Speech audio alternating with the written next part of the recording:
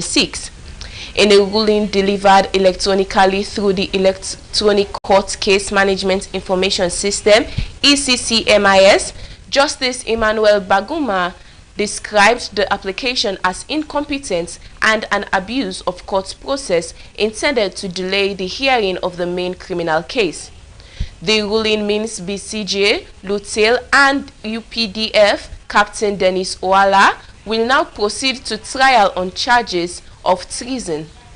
BCJ and LUTEL had asked the court to nullify the charges, arguing that their constitutional right to a fair trial had been irreplaceably violated. They also sought unconditional release and requested governments to facilitate their treatment and rehabilitation at the African Center for the Treatment and Rehabilitation of Torture Victims (ACTV) or another suitable medical facility.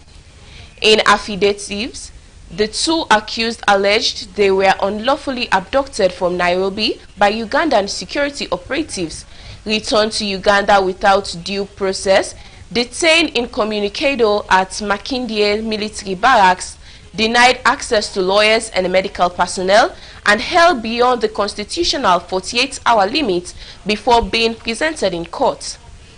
BCJ further accused Chief of Defense Forces General Muhoozi Kainerugaba of making public statements that prejudiced his rights to a fair trial.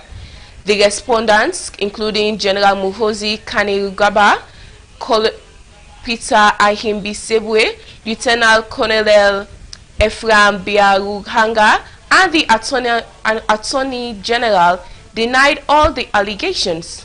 Through the Attorney General's chambers, the government maintained that Ugandan security agencies neither abducted nor arrested BCJ and LUTEL in Nairobi. It also denied that the named military officers participated in any operation leading to their arrest. The state argued that the accused were informed of the reason for their arrest, had access to legal representation and medical care, and that the treason charges were based on available evidence and the law. A court in Sudan's army-controlled city of Port Sudan on Sunday sentenced paramilitary leader Mohamed Hamdan Daglo and 15 others to death in absentia over charges of killing a regional governor and war crimes in Darfur State, media reported.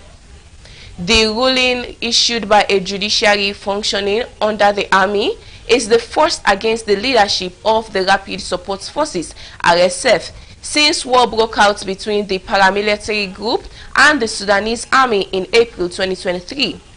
The court convicted Daglo and the other defendants of war crimes, crimes against humanity, genocide, and attacks on civilians and public facilities, state news agency SUNA reported.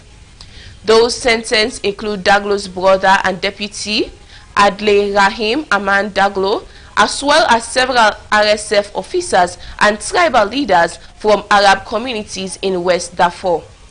The case centers on the killing of West Darfur Governor Khamis Abakar in June 2023. Shortly after RSF forces seized El Geneimia, the state capital, Abakar was killed hours after accusing the RSF and allied militias of carrying out attacks against civilians.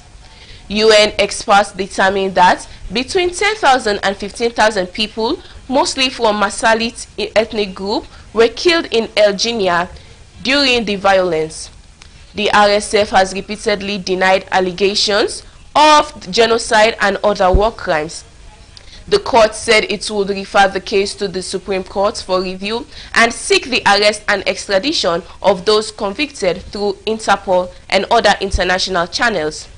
Sudanese army leader Abdel Fattah al-Burhan and Daglo had jointly led the 2021 coup that derailed Sudan's transition to civilian rule, before falling out over plans to integrate the RSF into the regular army, a dispute that eventually led to war. Now in its fourth year, The conflict between the army and the RSF has killed tens of thousands of people, displaced more than 11 million, and triggered what the United Nations described as the world's largest displacement and hunger crisis. Parents of students abducted from a school in Nigerian southwestern Oyo State expressed relief and gratitude after their children were rescued following nearly 2 months in captivity. Families celebrated the news as authorities began reuniting the children with their loved ones. The pupils and their teachers remain at a military hospital in Ibadan, the state capital, where they are undergoing medical assessments and receiving care. When I heard that they have been rescued, I was only a bit happy because I was trying to confirm if it's the truth or not, said Jeremiah Jande, father to one of the abducted children. He said he now had peace of mind after the news of their rescue was confirmed. The abductions in a southern state had represented an escalation of the country's security crisis because most such abductions previously had taken place in the north. Abductions at schools are common in Nigeria, where militant groups target them to put pressure on the government and extract ransoms. That's all we have on this edition of News Around Africa by Magic TV, and I'm Esther Wilson.